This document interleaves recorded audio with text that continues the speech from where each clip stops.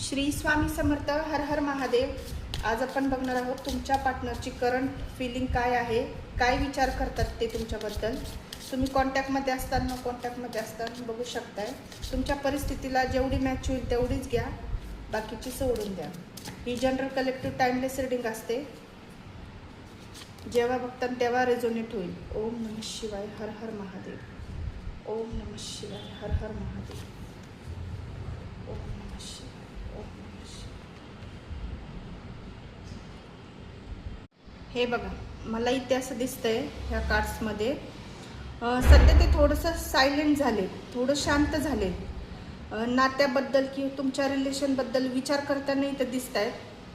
पण असं घाईत कोणतेही निर्णय घ्यायचा नाही आहे त्यांना, अशी त्यांची मानसिकता मला इथे दिसते. सध्या स्वतःच्या भावना समजून घेण्याचा प्रयत्न ते करत आहेत. स्वतःला ते विचारत आहेत की चुकलं कुठे.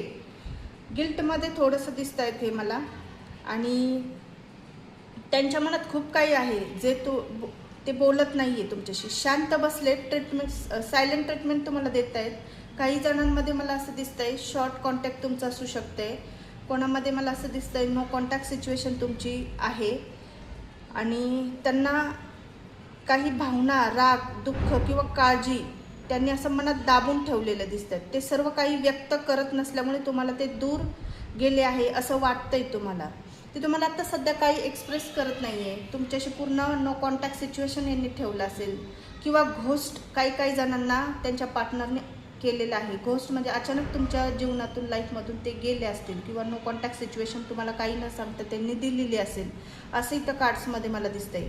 कार्ड्स दाखवतात की संवाद आणि मैत्रीपूर्ण ऊर्जा अजून पण इथं जिवंत आहे. म्हणजे त्यांच्या मनात तुमच्याबद्दल अजून पण अट्रॅक्शन स्ट्रॉंग आहे. भलेही ते तुमच्यापासून लांब आहे, पण तुम्हाला ते ऑब्झर्व करतात.